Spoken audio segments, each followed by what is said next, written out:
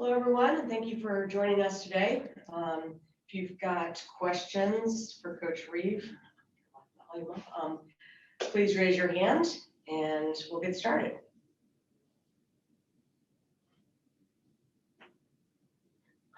I was going to say, seeing none. Doug Feinberg, we'll start with you and then go to Roger Cleveland. Hey, Coach, good to see you. Hi, Doug.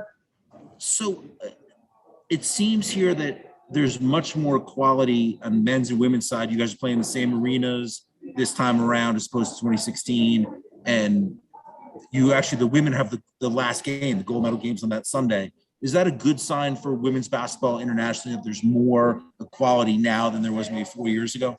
Yeah, I think so. There's been a lot of people that have worked very, very hard, for there to be movement. And so I think this is probably one way that it's being shown. So, shout out to all those that have, kind of hung in there and, have kind of fought the fight and got to where we are at this point for the 2020 Olympics. Roger Cleveland, and then we'll go to Tyler Bronski and then Michelle Vopel. Hi, Cheryl. I just wanted to ask you about how far along Nafisa Collier has come the last 2 years and what kind of a role can she play with this team? Yeah, Fee's been, just really special from the I won't say that from the first day because her training camp wasn't very good, but I'll say from her first game with the Lynx, she's just evolved throughout those 2 years. She literally, anything we ask her to do, she'll do it. I think with regard to this particular national team, she has a skill set that, that you can trust what she's going to do when she gets in the game. A trustworthy player has great value. Dawn has history with Fee. Fee does winning things when she comes in the game. She's going to move on offense. She's going to play with length on defense. She's going to get you possessions at both ends. And so those are things that you expect with players off the bench is, you're not going to get a lot of time if you're in Fee's case. So, in the minutes that you do get, the ways that you can be productive come very, very naturally for Fee. So I'm excited for her as we get started on Tuesday. Jen Rosati said that she's really excited to be on the bench for the first time for the Olympic team. Can you just talk about what she can add to this team as well? Yeah, Jen's been a part of USAB for a long time, a lot longer than I have. And she's seen a lot. She's contributed a lot. She's helped select various teams. So, it's great that she has an opportunity to be on the bench for the national team in the Olympics. And, she has great knowledge about a lot of these teams. And I think like all of us, Jen has a mentality for being able to scout an opponent, prepare a game plan, offer input. So she's very confident in all those areas. And Tyler, we'll go to you next. Going back to the Nafisa question, well, on a personal note, what's it been like for you to kind of experience her first Olympics together and you guys just to go through this as a group? Yeah, it's really special. Sil's, this is just my second time with Sil, but Sil's nearing the end and for Nafisa, it's her first one. So they're both very, very special. And I feel so fortunate to have a chance to, get a really good seat to be able to watch them compete. Fee has been a player that I think just kind of eyes wide open and looking around. And this is really going to benefit her, when it's all said and done. The level of play that she's going to see, just the journey of going with these players that have already been here. So watching, Sil and Sue and Diana and just kind of how they do things. So incredibly valuable. And it means a lot to be here with her. And I give her just a little taste of home. I yell at her occasionally, just yell out her name so she feels comfortable. And that's been effective for her. And Michelle Vopel, you're up next. Yeah, Coach Reeve, I wonder if you could maybe talk about what leadership qualities you see in Dawn, as a fellow coach that makes her successful. She has obviously a different personality than a Gino or even like you, but what do you see that makes her successful? I'm sorry. What are you trying to say? I didn't mean that in a bad way. No, I right? know. It's just a little bit different. Of course you didn't. No, I think, you know, for that's kind of probably the neat thing about this when you get to see as many games as you do when you get older and you've been in the game for 30 plus years is, you know, there's more than one way of doing things.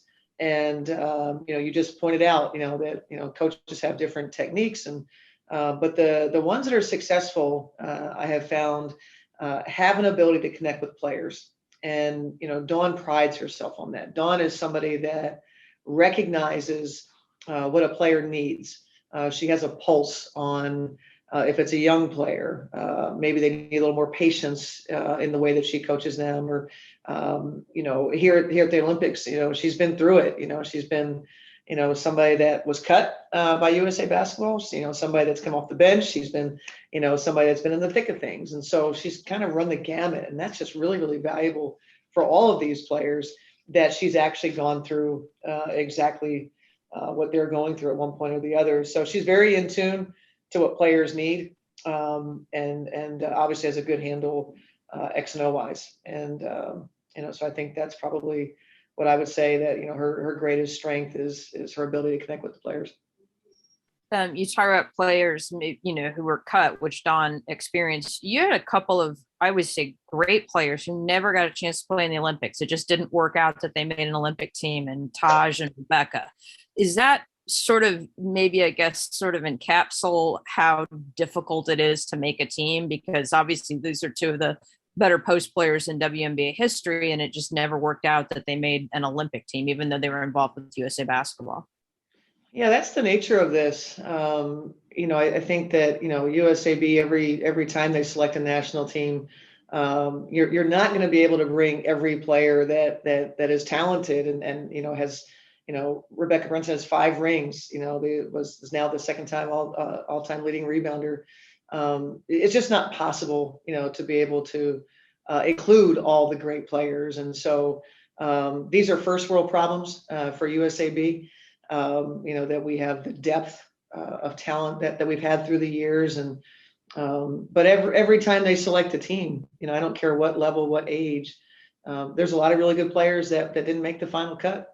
And that's just kind of, you know, it doesn't mean that, you know, that they don't value the contributions of someone like Taj Williams Franklin or Rebecca Brunson.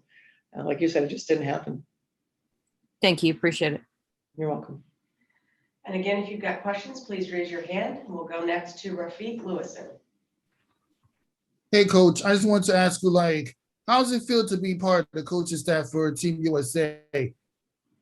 Well, it's really exciting. You know, I feel like a vet. This is my second go around, and you know, I'm a little more comfortable than the first time, and you know what to expect, and you know, we've scouted these teams, and so, you know, I think that you know, we're as close to a well-oiled machine as you could get in terms of our comfort level with one another, and but it never gets old. And this is not something I'll ever take for granted, and I feel really fortunate, and you know, we're going to do everything we can to support Dawn to help us get this goal.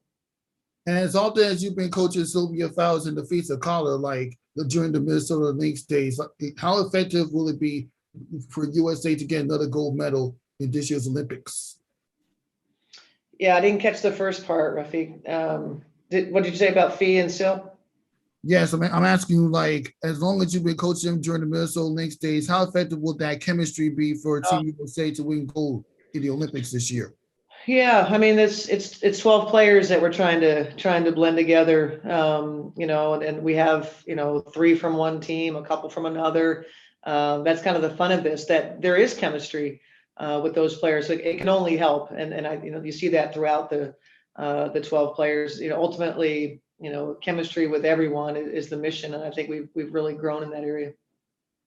Appreciate your insight. Thank you very much. Thank you. Thank you. Now we'll close out with Jim Suhan. What's up, Jim? Cheryl, how are you? Good. How are you? I'm good, thank you.